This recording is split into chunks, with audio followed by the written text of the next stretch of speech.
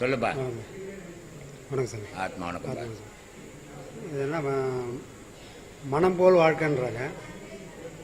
அப்போது மனம் போல் வாழ்க்கைன்னா கெட்டது நினைக்கிறவன் கெடுக்கணும், கெட்டு போகணும், நல்லது நினைக்கிறவன் நல்லா இருக்கணும். ஆனால் இந்த உலக வாழ்க்கையில் அப்படியே ஆப்போசிட்டாக நடக்குது. அது காரணம் அவனுடைய மனம் போல வாழணும்னு நினைக்கிறான். ஆனால் அவனுடைய விதி அவன் நினைக்கிறபடி வாழ விடலை. ஏன்னா இவனுக்கு ஆசை எல்லாத்து மேலேயும் எப்படி எல்லாரை விட நல்லா இருக்கணுன்ற இவனுக்கு ஆசை. அதனால மனம் போல வாழணும்னு இவன் நினைக்கிறான், மனசு நினைக்கிற மாதிரி. ஆன்மா ஒரு முடிவு வந்து அதுதான் விதி, அதனுடைய படி தான் நீ வாழ முடியும். அதனால இந்த உலகத்துக்கு ஆப்போசிட்டா தெரியுது உனக்கு. அதனால அதனுடைய விதிப்படி தான் வாழ்க்கை மனுஷனுக்கு. இல்லைன்னா ஏழை பணக்காரன்றதே ஒருத்தர் இருக்க மாட்டான், முட்டாள் அறிவாளின்றதே ஒருத்தர் இருக்க மாட்டான். அதனால விதி முடிவு பண்றது தான் மனிதனுடைய வாழ்வை தவிர இவன் முடிவு பண்றது இல்லை. ஆனால் இவனுக்கு மதின்னு ஒன்று இருக்குது, அதை வச்சு முன்னேற முயற்சிகள் பண்ணணும். ஆனா முடிவு விதி முடிவு பண்ணும். சொல்லு. கடவுள் ஒருத்தர் தான்றாங்க. எல்லா ஞானிகளும் அதான் சொல்லிட்டு வராங்க. என்னென்ன அருணகிரிநாதர் வாழ்க்கையில சம்பந்தம் இவருக்கும் போட்டி வரும்போது முருகரை காட்சிப்படுத்தாமல் இருக்கிறதுக்காக பார்வதியவே அவர் பாடல் பாடி மறைக்கிற மாதிரி ஆகிருச்சு. ஆமாம். அப்போ பார்வதி தெய்வம் ஒருத்தர் இருக்காங்க, முருகர் ஒருத்தர் இருக்காங்கன்னு போது அப்போ பல தெய்வம் இருக்காங்களா, இல்லை ஒரு தெய்வம் தானா? அவர் காளி உபாசகர், சம்பந்தாண்டா மந்திரவாதி. அவர் காளி உபாசனைப்படுத்துறதால இவருடைய வார்த்தையினுடைய சக்தி அந்த முருகனை தடுக்குது. ஆனா இது என்ன பண்ணிட்டோம், காளி உபாசகராகிறதால காளி அந்த குழந்தைய விடல, முருகன்ற குழந்தைய விடல, மறைச்சிச்சு. அப்படின்னும் போது இவர் அதையும் மீறி இவர் காளி மேலேயே பாட்டு பாடுறாரு. அருணகிரி காளி மேலேயே பாட்டு பாடும்போது அந்த வார்த்தை சம்பந்தாண்டவனுடைய வார்த்தை அடிபட்டு போச்சு. அடிபட்டு போனதால முருகப்பெருமான் அந்த மயில் காட்சி கொடுக்குது. காட்சி கொடுத்ததால இவர் ஜெயிச்சதாயே அவர் தோத்ததாயே எல்லாரும் அசிங்கப்பட்டு போயிட்டார் அவரு. அதனால மனசு, அதனால தான் நான் சொல்றது, உன் மனசு காளி அப்படின்னு நினைச்சதுன்னா கடவுள் காளியா காட்சி கொடுக்கும். உன் மனசு முருகன் அப்படின்னு நினைச்சதுன்னா முருகனா காட்சி கொடுக்கும். உன் மனம் எதுவா நினைக்குதோ அது அதுவா கடவுள் காட்சி தரும். இதனாலதான் ரொம்ப அழகா பாம்பன் சாமி சொன்னாரு, கடவுள்ன்றது ஒண்ணுதான்பா, ஆனா அவங்கவுங்க வச்சுக்கின பேரு அவங்கவுங்க மனசுக்கு பிடிச்ச மாதிரி வச்சுக்கினாங்க. அப்படின்றதுக்கு தான் அண்டமாய் அவினியாகி அரியன பொருளுமாகி தொண்டர்கள் குருவுமாகி துகிலாறு தெய்வமாகி என் திசை போற்றின்ற என்னருள் ஈசனான திருந்திரல் சரவணத்தான் தினமும் என் சிரசை காக்கினார்.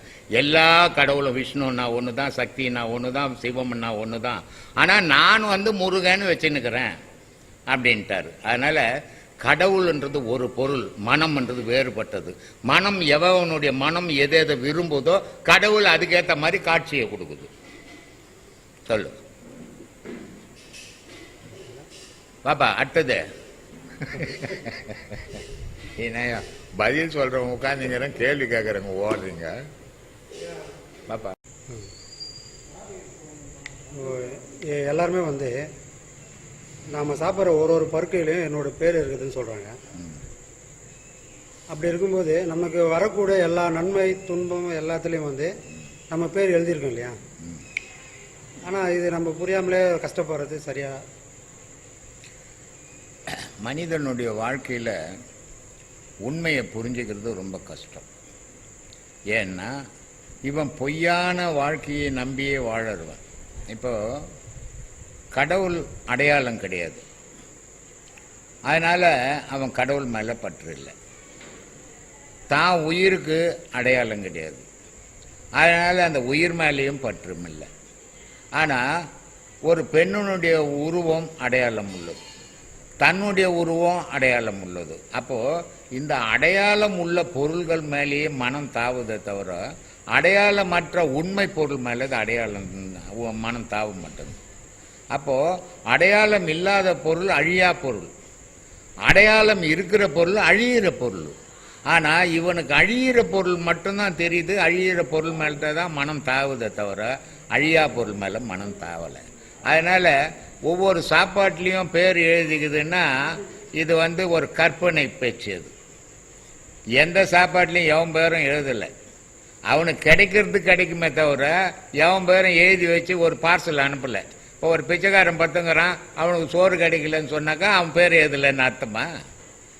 இதெல்லாம் வந்து மனுஷனை வந்து ஒரு கட்டுக்குள்ளே எடுத்துன்னு வரத்துக்கு வச்ச பேச்சுக்களை தவிர எந்த சாப்பாட்லையும் எவன் பேரும் யார் எழுதுறது? இப்போ ஒரு விவசாயம் நெல் வயல் பண்ணுறான், அவன் எண்ண முடியாத கோடி நெல் விளையுது. அந்த எண்ண முடியாத கோடியில் எவன் பேரை போய் யார் எழுதுறது? அதை இது வந்து அறியாமையில் சொல்கிற விஷயங்கள் இதெல்லாம். எவன் பேரையும் எதுலையும் எழுதலை. ஆனால் உன் விதிப்படி உனக்கு எது கிடைக்கணுமோ அது கிடைக்கும். இதை ரொம்ப அழகாக பட்டினத்தார் சொல்கிறாரு.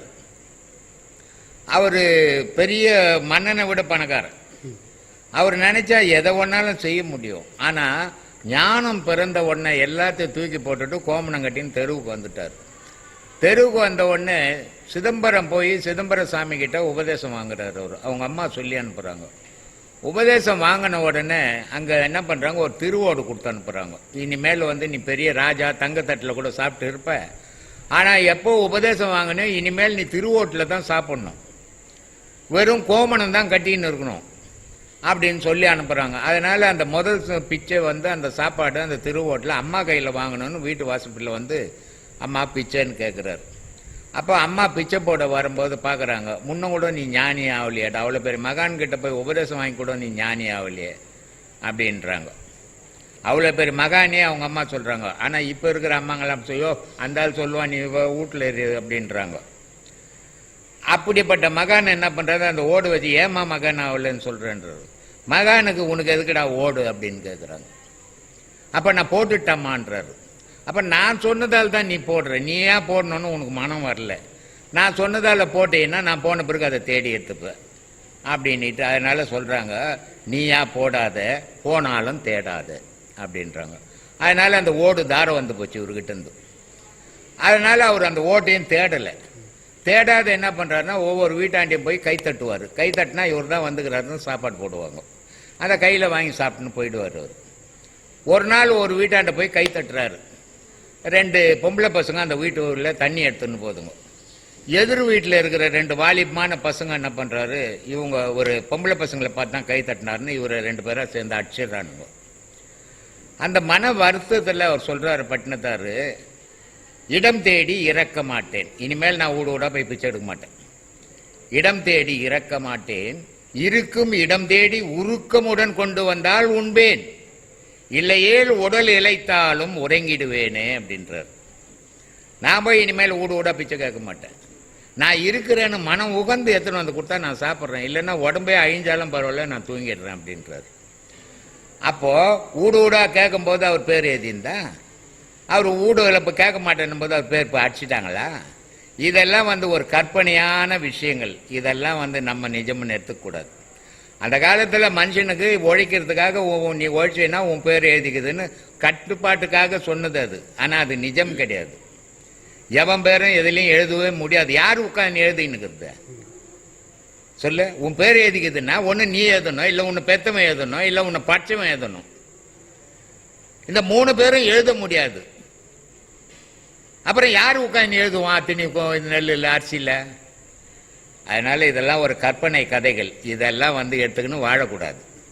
இன்னைய காலம் உழைக்கணும், நல்லா வாழணும், இறைவனை தேடணும். இதுதான் வாழ்க்கையினுடைய பயணமாக இருக்கணுமே தவிர கண்டதெல்லாம் எப்போவோ ஒரு காலத்தில் சொன்னதெல்லாம் உண்மைன்னு எடுத்துக்குன்னு தெரிஞ்சிங்கன்னா முட்டாளா போடுவீங்க. எது நிஜமோ அதை எடுங்க. இப்போ மனு தர்மத்தை பற்றி கூட பேசுனாங்க. ஒரு மனுஷன் வந்து தாயினுடைய கர்ப்பத்தில் யோனி வழியாக தான் உலகத்தில் ஜனனம் ஆவான். இதான் நீதி. அது ஆடு மாடாக இருந்தாலும் சரி, மனுஷனாக இருந்தாலும் ஒரு தாயினுடைய யோனியில் தான் ஜனனம் ஆக முடியும். ஆனால் நெத்தியில் ஆனா, வேர்வில் ஆனா, கண்ணில் ஆனா, மூக்கில் ஆனான்னு கதை சொல்லி வச்சுக்கிறதெல்லாம் இந்த காலத்துக்கு எடுத்துக்கூடாது. அறியாத காலத்தில் புரியாமல் எழுதி வச்சுட்டு போட்டானுங்க. அதெல்லாம் எதுக்குன்னு தெரியக்கூடாது. எவனுமே நெத்தியில் பிறக்க முடியாது, எவனுமே வேர்வியில் பிறக்க முடியாது. இதெல்லாம் வந்து ஒரு கற்பனையாக புகட்டி மனுஷனுக்கு எத்தையோ சொல்லி ஏமாற்றி வச்சுட்டாங்க. அதெல்லாம் நம்ம எதுவும் தெரியக்கூடாது. காலங்கள் வேகமாக போகிற காலம். காசு போகணும், நல்லா சம்பாதிக்கணும், நல்லா சாப்பிடணும், கடவுளை தேடணும். அதை விட்டு போட்டு கற்பனையிலெல்லாம் வாழ்ந்தீங்கன்னா நிஜத்தை மறந்துடுவீங்க நீங்கள். அதனால் அதெல்லாம் அப்படிலாம் ஒன்றும் யார் பேரையும் யாரும் எதுலையும் எழுதி வைக்கல. இப்போ உனக்கு ஒரு வீடு ஓணுன்னா ஒரு பேர் எழுதுவாங்களா? இன்னைக்கு ஒரு வீட்டில் கொடுத்தனுட்டு நாளைக்கு ஒரு வீட்டுக்கு போன பேர் எழுதி வைப்பாங்களா? யார் எழுதுறவன்? அதனால இதெல்லாம் அறியாத சொல்ற விஷயங்கள். அதனால என்ன ஒருத்தன் கேள்வி கேட்டான். சாய் தர்மா டிவிக்காரு போன வாரம் ஃபோன் பண்ணேன். சாமி, அனாவசியமான கேள்விங்க எழுதின்னு வராதிங்க, நல்ல கேள்விகளை எழுதின்னு வாங்கன்னு. அதுக்கு அவர் சொல்றாரு, சாமி உங்ககிட்ட 10,000 கேள்விகளை கேட்டிருக்கிறோம். அதனால கேள்விகளை என்ன கேட்கணும்னு எழுதுறதுக்கு தேடனா கேள்விகள் கிடைக்கல. எல்லாத்துக்கும் கேள்வி கேட்டுட்டோம், எல்லாத்துக்கும் நீங்க பதில் சொல்லிட்டீங்க. அதனால என்ன கேள்வி எழுதுறதுன்னு தெரியாத மூச்சுன்னுக்குறோம் நாங்க அப்படின்னாரு. ஆனா ஒரு டிவிக்கார் மட்டும் 10,000 கேள்வி கேட்டுக்கிறாங்க. ஆனா 10,000 கேள்விக்கு பதில் சொல்லியிருக்கிறேன். இது இல்லாம மற்ற டிவிக்காரங்க மற்ற ஆசிரமத்துக்கு வர சீடருங்க கேள்வி கேட்டுக்கிறதுக்கெல்லாம் பதில் சொல்லிக்கிறேன். ஆனா ஒரே ஒரு பையன் கேட்ட கேள்விக்கு எனக்கு இன்னும் விடை கிடைக்கல, பதில் கிடைக்கல. கடவுள் கடவுள்ன்றீங்களே, கடவுளை படைச்சது யாருன்னு கேட்குறான். என்ன பதில் சொல்றது அதுக்கு? யாராவது பதில் தெரிஞ்சிருந்தா கொஞ்சம் சொல்லுங்க. எல்லாரும் மனிதர்கள் கடவுளை கும்பிட்டுன்னுக்குறோம். கடவுள் தான் நம்மளை படிச்சாருன்றோம். கடவுளை படிச்சது யாருன்னு கேட்குறான். என்ன பதில் சொல்றது? இன்னும் அதுக்கு விடை கிடைக்கல எனக்கு. அந்த மாதிரி சில விஷயங்கள் புரியாத புதிரா இருக்கும். சில விஷயங்கள் முட்டாள்தனமாக எழுதி வச்சிருப்பாங்க ஆதியில். அவனுக்கே தெரியாது, அது எதையோ ஒன்று எழுதிட்டு போவான். அந்த எழுதுந்த எடுத்துக்கணும் இன்னைக்கும் உண்மைன்னு தெரியக்கூடாது. இன்னைக்கு எது தேவையோ அதை எடுத்துன்னு வாழுங்க, உங்க வாழ்க்கைக்கு நல்லா இருக்கும். கண்டதை எடுத்துக்கினீங்கன்னா குழப்பம் வந்துடும். அப்புறம் இன்னொரு கேள்வி என்னன்னா, திருமூலர் சொல்றாரு 2 பானை இருக்குதுப்பா. ஒரு பானை சுட்ட பானை, ஒரு பானை சுடாத பானை இருக்கு. சரி. இந்த சுடாத பானைன்றது தண்ணி திரும்ப பட்டதுன்னா திரும்ப அது மண்ணா போயிடும். சரி. இந்த சுட்ட பானைன்றது எவ்வளவு தண்ணி பட்டாலும் அது திரும்ப மண்ணா ஆகாது. அப்போ இந்த சுட்ட பானைன்றது அவர் எதை சொல்ல வர்றாரு? சுடாத பானைன்றது அஞ்ஞானி, சுட்ட பானைன்றது ஞானி. ஏன்னா சுட்ட பானை இன்னொரு வாட்டி குழவங்கிட்ட போவாது. சுட்ட பானை இன்னொரு வாட்டி இந்த பூமியில பிறக்காது. சுடாத பானை இந்த பூமியிலே தான் இருக்கும், திருப்பி திருப்பி குழவங்கிட்ட போவோம். அதனால எல்லாரும் சுட்ட பானியா செய்துங்கன்னா எல்லாருக்கும் சொல்லின்னுக்கிறேன். ஆனா யாரும் சுடுறதா இல்லை. ஐயோ சுட்டுட்டா நம்மளுக்கு வேஸ்டா போயிட்டான், மண்ணா இருந்தா தானே இங்கேயே உருவாகும்னு இருக்கிறாங்க. அதனால சுட்ட பானைன்றது ஞானம், சுடாத பானைன்றது அஞ்ஞானம். சொல்லு.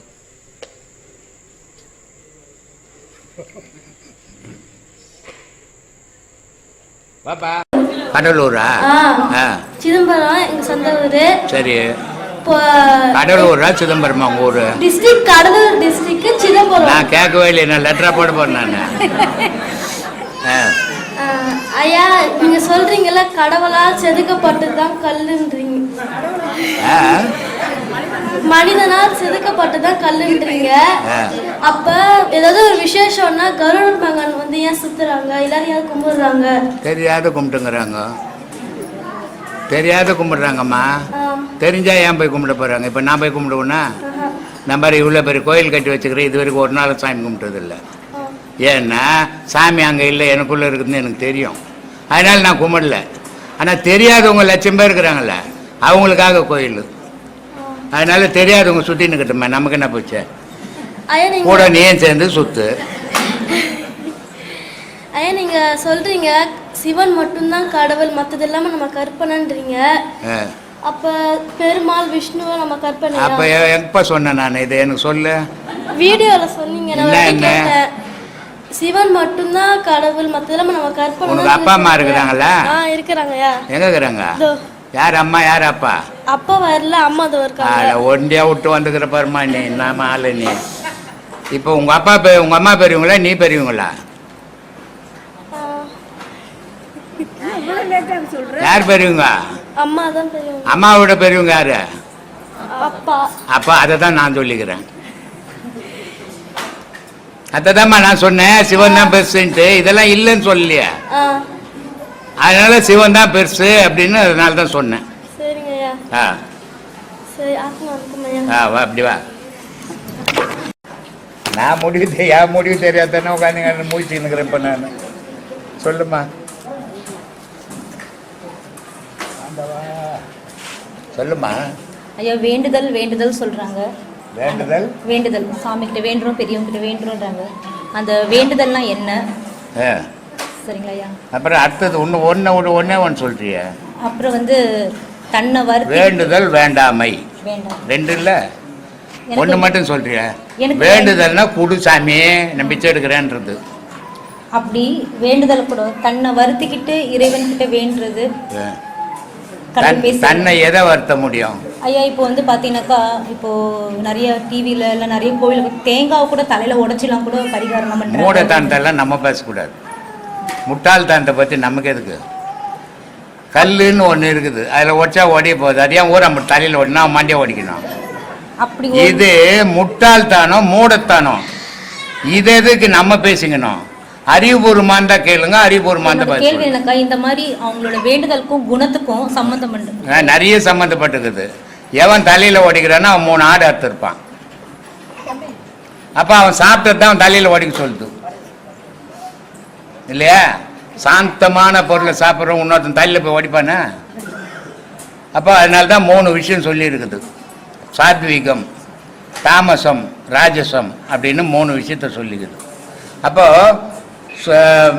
ராஜசம் அப்படின்னும் போது அவனுக்கு என்ன தோணுது? எல்லாம் என்னால் பண்ண முடியும், நான் தான் பண்ணுவேன் அப்படின்ற ஆணவம் வருது இல்லை. அதனால சும்மா ஒரு அப்பாவி தலையில சாமின்னு போட்டு தரையை உடச்சி ஆஸ்பத்திரிக்கு அனுப்பிச்சிடுறான். நான் ஒரு வீடியோவில் கூட சொன்னேன், இந்த நெருப்பு மெரிப்பாங்க இல்லை, அந்த நெருப்பு மெரிக்கிறதுக்கு கொளுத்தி கட்டியை கொளுத்தி பரப்பி வச்சுருப்பாங்க. இவன் எல்லைக்கு போயிட்டு அந்த நெருப்பில் சாமி அலங்காரம் பண்ணியிருக்கோம் எதிரும், அது நெருப்பில் இறங்கி போவான். இறங்கி போகும்போது அது நெருப்பாக இருந்தால் அந்த உணர்வு எல்லாம் போயிடுவான். அது ஒரு உணர்வு, மறுத்து போன உணர்வு. இப்போ நம்ம வீட்டில் உட்காந்துப்போம், அப்படியே எதையோ ஒன்று யோசிப்போம். யார் போனால் யார் வந்தான்னு கூட தெரியாது. சில நேரத்தில் பார்த்தோம்னா எறும்பு ஊர்னா கூட தெரிஞ்சிடும் இல்லையா? அப்போது அது தன்னை மறந்த நிலை. ஆனால் விழிப்பில் தான் உட்காந்துங்கிறான். அது மாதிரி இந்த நெருப்பில் இறங்குறது தன்னை மறந்த நிலை, கடவுளுடைய பக்தியில் இறங்குறான். அப்போ அது கால் சூடாமல் போயிடும். அங்கே எவனா ஆகாது வந்து ஒரு 1/2 கிலோ சர்க்கரை வாங்கி அப்படி தூவி விட்டுருந்தான்னா அவன் காலெல்லாம் உள்ள பேர் கொப்பளமாயிடும் இல்லையா? ஒட்டிக்கும் நெருப்பு. அப்போ இது தேவையா? கடவுள்ன்றது நெஞ்சில் வைக்கணும், காலில் வச்சக்கூடாது. கடவுள்ன்றதை அறிவில் வைக்கணும், காலில் வச்சக்கூடாது. அப்ப குணத்துக்கு சம்பந்தம் உண்டு கண்டிப்பா. எந்த நீ குணமா வாழறியோ அந்த குணமான செயல் தான் செய்வேன். சாத்விக குணம் இருக்கவங்க அவங்களால முடிஞ்ச எளிமையான நன்மை செய்வாங்க, எளிமையான பக்தியை பண்ணுவாங்க. அதோட அவங்க யார் கட்டின்னு போயிடுவாங்க, அவங்க போய் இன்னொருத்தருக்கு தொந்தரவு கொடுக்க மாட்டாங்க. இந்த ராஜச பக்தி இருக்கிறவங்க என்ன பண்ணுவாங்க, இவங்களையும் வர்த்திப்பாங்க, அடுத்தவனையும் வர்த்த வச்சிருவாங்க. ஆனா கடவுள் வந்து எப்பவுமே யாரையுமே வர்த்திக்க சொல்லலை, எண்ணத்தை மட்டும் இறைவன் மீது செலுத்துறான்றான். ஆனா அதை செலுத்துறது கிடையாது. அந்த ஒரு நாள் தேங்காய் அடிக்கிறது, இதை அடிக்கிறது, மறுநாள் போய் பட்டை அடிக்கிறது இல்லையா? மறுநாள் என்ன அடிக்கிறான்? அப்படியே அங்கிருந்து இறங்கணும்னு பாட்டில் கடை தான். அப்புறம் எங்கடா அங்க சாமி வரும்? ஒரு அம்மா கிட்ட இப்ப கூட பேசிட்டு இருந்தீங்க, மனசை பத்தி பேசிட்டு இருந்தீங்க. ஆமா. அப்ப அவங்க நீங்க பேசும்போது ஒரு கேள்வி எனக்கு வந்தது. சரி. அது என்னன்னாக்கா, மனசு நம்ம ஆன்மாவுக்கும் மனசு உடல் இது 3க்கும் சம்பந்தம் இருக்கையா? நானும் என் ஆன்மாவும் ஒண்ணுங்களா? நானும் என் ஆன்மாவும் ஒண்ணுங்களா? என் உடலும் என் ஆன்மாவும் ஒண்ணுங்களா? நீ நினைச்சுன்னு இருக்கிறது நீ உன் உடலும் வேற, மனசு வேற இல்ல. நீ நினைச்சுன்னு இருக்கிறது உன் உடம்பும் நீயும் ஒண்ணுன்னு நினைச்சுன்னு இருக்கிறீங்க. ஆமா. ஆனா உடம்பும் நீயும் ஒண்ணு இல்ல, உன் மனசும் நீயும் ஒண்ணு. அப்ப ஆன்மாவும் உடம்பு ஒண்ணு இல்ல இல்ல. ஆனா அதே நேரத்தில் ஆன்மா மனசோட மனசு ஆன்மாவோட போய் சேரும்போது ஆன்மா தான் நான், அங்க மனசு இல்லை, உடம்பும் இல்லை, உடம்பும் இல்லை, மனசும் இல்லை. அப்போ நான்ன்றது மட்டுங்குது. நான்ன்றதுன்னா அது பேரொலியா இருக்குது. அது என்ன நிலையில இருக்குதுன்னா கடவுள் நிலையில இருக்குது, மனுஷன் நிலையில இல்லை. திருப்பி அதுலேருந்து மனசு பிரிஞ்சு வந்துச்சுன்னு சொன்னா மனுஷனா மாறி போனா மனநிலைக்கு ஏற்ற மாதிரி செயல் செய்யறான். ஐயா 2 மாசம் முன்னாடி நம்ம பேசும்போது நம்ம தலை தான் கோபுரம் அப்படின்னு சொல்லியிருக்கீங்க. ஆமா. நீ கிரிவரணம் போக வேண்டாம், உனக்குள்ள இருக்கிற ஜோதியை மேலே பாரு அப்படின்னு. அப்படி அவங்க இதே வந்து ஐயப்பமார்கள் ஜோதி பார்க்கறதுக்காக அவங்க அப்படிலாம் போகிறாங்க. அப்போ நம்ம பார்க்குற ஜோதி தலை மேலே இருக்குது. அப்போ மேலே ஜோதி இருக்குனாக்கா நமக்கு மேலே இருக்க ஜோதி மேலே இருக்குது. ஜோதின்ற பொருளுமா மனுஷனுக்குள்ள இருக்கிற வரைக்கும் தான் உயிர் வாழ முடியும். அவனை உடலை விட்டு ஜோதி வெளியேறுச்சுன்னா அவன் இருக்க மாட்டான், பூமியில் படுக்கையில தான் கிடப்பான். அப்போ மனுஷனுக்கு உயிர் என்னவாகுது, மனம் என்னவாகுது, ஆன்மா என்னவா இருக்குதுன்னா ஒளியும் ஓசையுமாகுது. இப்போ ஒரு ஆஸ்பத்திரியில் ஒருத்தன் இதில் படுத்துன்னு இருப்பான், கோமா ஸ்டேஜில். ஆனால் உயிர் இருக்குது, சாகலை. ஆனால் அவனை என்ன சொல்கிறாங்க, மூளைச்சாவு இல்லையா? மூளைச்சாவுன்றது என்னது, அப்போ சாவுன்றது என்னது, மனமற்ற நிலை அப்படின்னு பார்க்கணும். நம்ம மனசுன்றது தனியாக ஒரு பொருள், அது எண்ணம் மூச்சோட எண்ணம் கலந்த பொருள் மனசு. இந்த எண்ணமும் மூச்சும் போய் ஆன்மாவோட இணைஞ்சதுன்னா ஆன்மா தரிசனம் அது.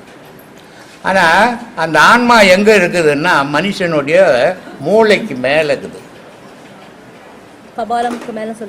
கபாலத்துக்கு மேலே இல்லை, மூளைக்கு மேலே. கபாலத்துக்கு பிரணவமேடுன்னு பேர் அதுக்கு இல்லையா? அதில் இருக்குது. இப்போ ஆடு இருக்குது இல்லை, அதனுடைய தலை உடச்சி பார்த்தீங்கன்னா மாதளம் தோல் உரிச்சுக்கிறியா? அது எப்படி மேடு பள்ளமாக இருக்குது, உன் தலை அதே மாதிரி தான் இருக்கும். மாதுளம் ஓடு மாதிரி தான் மனுஷனுடைய தலை. அப்போ அதில் அந்த மூளைக்கும் அந்த ஓட்டுக்கும் இடையில ஆன்மா இயங்குது. அப்போ ஒரு குழந்தை பிறக்கும் போது அந்த வழியா தான் அதனாலதான் அந்த உச்சி மட்டும் கொலன்னு இருக்குது பிறக்கிறதுக்கு முன்ன. பிறந்த பிறகு அப்புறம் கெட்டியாகுது. அப்போ அந்த குழந்தை பிறக்கும் போது பார்த்தீங்கன்னா அந்த இடம் மட்டும் ஆடிக்கினே இருக்கும். ஆமாம், ஒரு 3 மாசத்துக்கு இருக்கும் இல்லையா? அப்போ அங்கே தான் ஏக்கம் இருக்குதுன்னு நமக்கு தெரிஞ்சுக்கணும்ல. ஆனால் தெரிஞ்சுக்கிறது கிடையாது. நம்ம தான் அவ்வளோ தூரம் யோசிக்கிறது கிடையாது. என்ன குழந்தைய தூக்கி போய் இது கரோடு பற்ற மாதிரில பற்றிடுறோம். அதனால மனம் போய் ஆன்மாவோட சேரும்போது நான் என்ற பொருள், மனம் வந்து ஆன்மாவோட வந்து பிரிஞ்சதுன்னா மனுஷன்ற பொருள். இப்படி 2 வகையாக மாறுபட்டுடும். அப்புறம் இப்போ நம்ம கோபுரத்துக்கு கும்பாபிஷேகம் பண்றோம். ஆமா, வர 12 வருஷத்துக்கு ஒரு தடவை பண்றாங்க. சரிங்களா? அதே மாதிரி ஒரு மனிதனுக்கு தலை தான் கோபுரம் அப்படின்ற போது மனிதனுக்கும் கும்பாபிஷேகம் இருக்கா இல்லையா? அது ஞான வழியில இருக்கா? கும்பாபிஷேகம் பண்ணும்போது என்ன பண்றாங்க, அது மேல வந்து ஆகாய கலசம் வச்சு தண்ணி கலசம் வச்சு தண்ணி ஊத்துறாங்க, நவதானியம் வைக்கிறாங்க. அந்த தண்ணியினுடைய கலசத்தினுடைய நிறம் எப்படி இருக்குது? மஞ்சள் கலர்ல இருக்கும், தங்க நிறம். ஐம்பொண்ணுகிட்ட எந்த பொண்ணா இருக்கட்டும் தங்க நிறமா இருக்குது. அதே மாதிரி 12 வருஷம் யோகத்துல சீரான யோகம் ஒருத்தன் பண்ணான்னா அவனுக்கு இது அமிர்தம் சுரக்கும். அப்போ அமிர்தம் சுரக்கும் போது அவனுடைய நிலை எப்படி இருக்கும் அப்படின்னா அந்த கலசம் மாதிரியே நிற்கும், தங்க மாதிரியே நிற்கும், அவன் தலைக்கும் ஆகாயத்துக்கும். இது அனுபவிச்சால்தான் தெரியுமே தவிர சொன்னா புரியாது இல்லையா? அந்த மாதிரி நிற்கிறதுக்கு கலசத்துக்கு தண்ணி ஊற்றுறதுக்கு பதில் தான், இங்கே ஊற்றுறதுக்கு பதில் தான் அங்கே ஊற்றி அடையாளம் காட்டுறது. அதனால தான் சொன்னார் சிவாய்க்கர், உருதரித்த நாடியில் ஒடுங்குகின்ற வாய்வினை கருத்தினால் இருத்தியே கபாலமேற்ற வல்லாறு விருத்தரும் பலராவார் மேனியும் சிவந்துடும் அருந்தரித்த பாதம் அம்மை. அம்மா அப்பா மேலே சத்தியமணி சொல்கிறேன்டா, அதுதான்டா ஞானம் அப்படின்ட்டான் இல்லையா? ஆனால் அந்த அளவுக்கு இந்த மனுஷனுடைய மனம் இடம் கொடுக்க மாட்டேங்குத. இங்கே எல்லாத்தையும் கேட்டுக்கிறான், வீட்டுக்கு போனால் பொண்டாட்டி கட்டுறதுக்குறான். இங்க எவ்வளோ வீட்டுல சொல்லுவாங்க, இப்ப மீசைய கீச்சை வச்சுன்னு சொல்லுவாங்க. லேடிஸ் கஷ்டப்படலன்னு நான் சொல்லவே இல்லையே. ஆனா லேடிஸுக்கும் ஜென்ஸுக்கும் ஒரு வித்தியாசம் இருக்குது சார். ஐயா அவங்க நினைச்சா எப்ப வேணா இங்க வேணா போலாம், ஆனா நமக்கு அந்த மாதிரி இல்ல. அதாம்மா, லேடிஸுக்கும் ஜென்ஸுக்கும் ஒரு வித்தியாசம் இருக்குதுமா. வீட்டுக்காரர் ராத்திரி ஒன்று போட்டுருந்தாருன்னு வச்சுக்கோ, காலையில தூங்கி எப்போ வெடியோன்னு பார்த்து நிற்பேன். வெடிஞ்ச ஒன்று அந்தாலும் ராத்திரி வந்து குச்சி தச்சிட்டான் என்ன, தெரு ஃபுல்லாக போய் சொல்லிட்டு வந்துடுவான். ஆனால் அது வந்து சொல்லும் போது, பொம்பளைங்க சொல்லும் போது ஒரு கௌரவமாக தெரியும், எல்லாருக்கிட்டும் சொல்லிட்டான் மான் எடுத்துட்டேன் அப்படின்னுவான். ஆனா இவன் என்ன பண்றான், மியூசிக் ஐயா, அதெல்லாம் நீங்க சொல்றது உள்ள ஓதப்பட்டவோட வெளியே வந்து சொல்ல ஐயா, மாட்டேன். அதெல்லாம் வந்து 70s 80s முடிஞ்சுச்சு ஐயா. இதெல்லாம் வந்து இப்ப அது மாதிரி நடக்கிறது இல்லையா? அந்த மாதிரி ஃபிளாட்ல இருக்கிறதால எது வந்தாலும் ஃபிளாட்டுக்குள்ளே முடிஞ்சிருது. இங்க எல்லாத்தையும் கேட்டுப்பாங்க. அங்க வீட்டுக்கு போன உடனே எல்லாத்தையும் மறந்துட்டு பழைய நிலைக்கு போயிடுவாங்க. அப்போ அவங்க பழைய நிலைக்கு போயிடும்போது இங்க கேட்ட எல்லாமே மறுதி ஆயிடும். அவங்க அதில் நிற்க மாட்டாங்க. இப்போ இவ்வளோ பேர் உட்காந்து கேட்குறாங்கன்னா இதில் யாரோ ஒரு 10 பேர் கரெக்டாக இருப்பாங்க.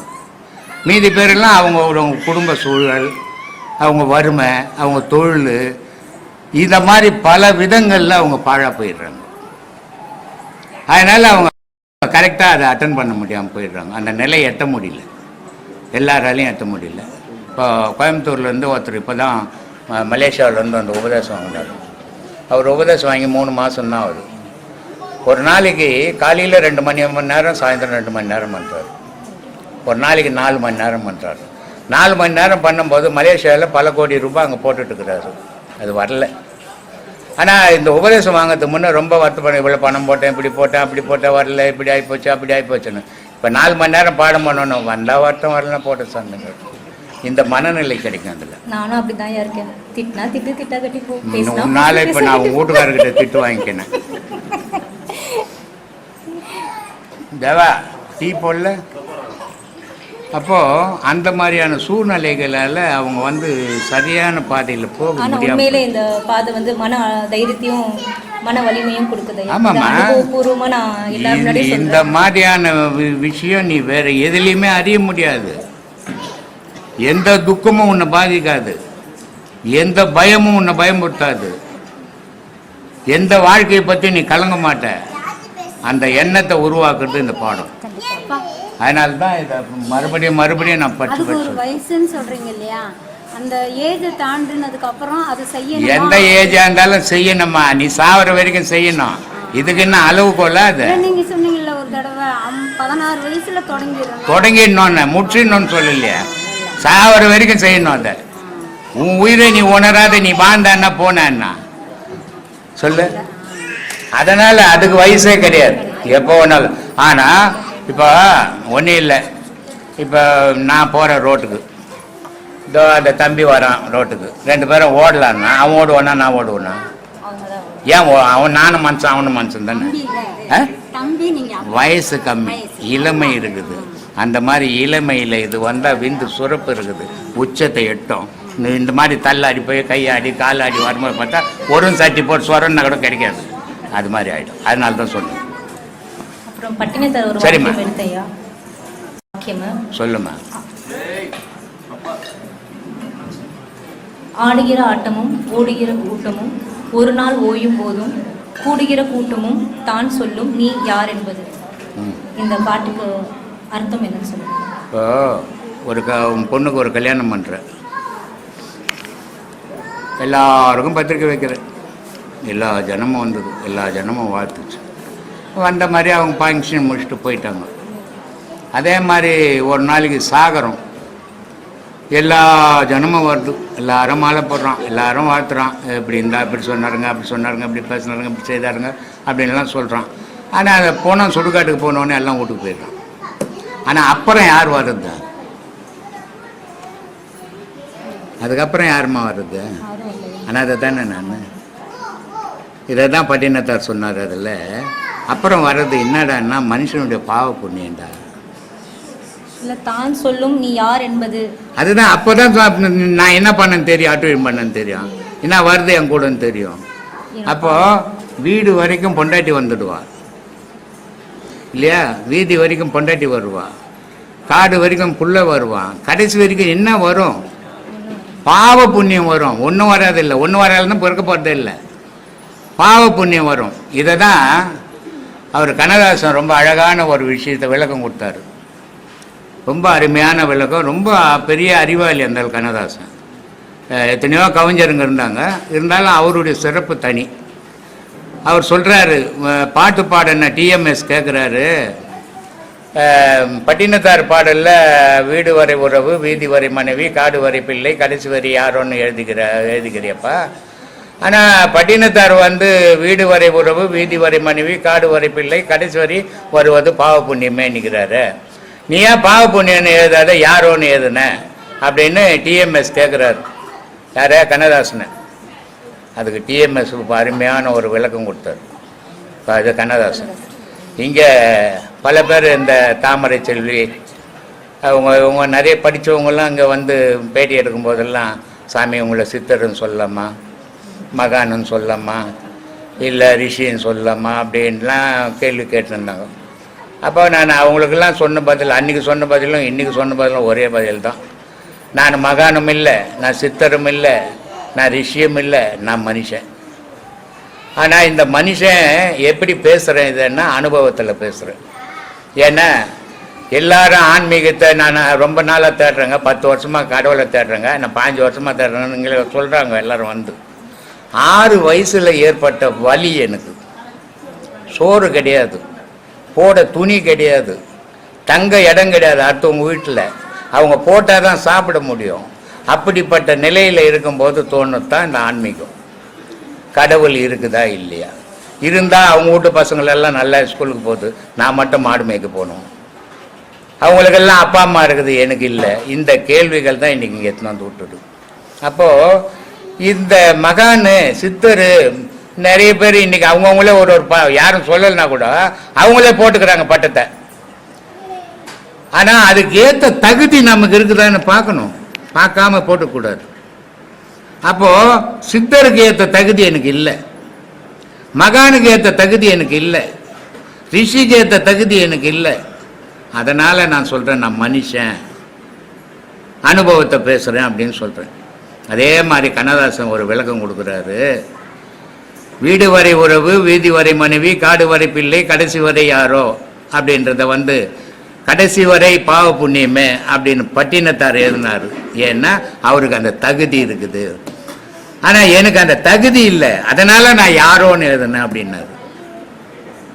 அப்போது ஒரு விஷயத்தை நம்மளை புகழ்ந்துக்கணும்னு சொன்னால் நமக்கு அந்த தகுதி இருக்கணும். அந்த தகுதி இல்லாத நானே பெரிய மகானு, நானே பெரிய சித்தர், நானே உலகம் அப்படின்னு சொல்லின்னு இருந்தா அது உலகத்தையும் ஏமாற்றி உன்னையும் ஏமாற்றிக்கிற மாதிரி இல்லை அது.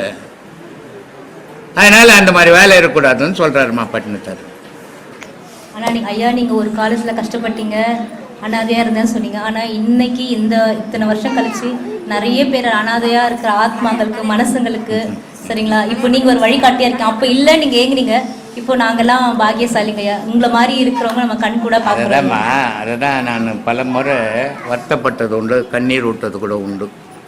ஏன்னா இந்த ஆன்மீகம் ஆராய்ச்சின்றது நான் மற்றவங்க மாதிரிலாம் பண்ணலை. நான் வந்து இவங்களாண்ட போய் கேட்டுக்கினேன், அவங்களாண்ட போய் கேட்டுக்கினேன், இத்தை படிச்சிக்கணும் அத்தை படிச்சிக்கன்னு கேட்கல. நானாக சுயமாக ஆராய்ஞ்சேன் அதை, எது உண்மை எது பொய், என் துன்பத்துக்கு காரணம் கடவுளா நானேவா, இல்லை என் துன்பத்துக்கு காரணம் என் தாய் தகப்பனா, இல்லை நானேவா. இப்படி ஆராய்ஞ்சி ஆராய்ஞ்சி ஆராய்ஞ்சி ஆராய்ஞ்சி அந்த உண்மைகளை எடுத்ததால் தான் இன்றைக்கி இந்த உலக மக்களுக்கு என்னால் முடிஞ்ச அளவுக்கு அந்த உண்மையை சொல்லின்னுக்கிறேன். ஆனால் நான் ஆரம்ப காலத்தில் இந்த கடவுள் நிலையை எட்டின உடனே எனக்கு என்ன தோணுச்சுன்னா, இனி இந்த உலகத்துக்கிட்ட பேசக்கூடாது, நம்ம கடவுளோட இணையணும் அப்படின்ற எண்ணம் தான் எனக்கு தோணுச்சு. ஆனால் அது என்ன தவறோ என்ன பாவமோ என்ன புண்ணியமோ கடவுள் என்னை எடுத்து வச்சு இங்கே தள்ளி விட்டுட்டான். இப்போ இவ்வளோ பேர், இத்தனை 1000 பேர், இத்தனை லட்சம் பேர்கிட்ட கத்தின்னுக்கிறேன். ஆமாம்மா, காலையில் உட்காந்து 8 மணிக்கு இது வரைக்கும் பேசின்னுக்கிறேன். அரசியல்வாதி கூட 1 மணி நேரம் 1/2 மணி நேரம் தான் பேசுகிறான், பேட்டி எடுத்து 1/2 மணி நேரம் தான் பேட்டி கொடுக்குறான். நான் 5 மணி நேரம் 6 மணி நேரம் கத்திங்கிறேன் சோறு தண்ணியில் தான். அப்போ இது நான் பண்ண பாவம் தானே.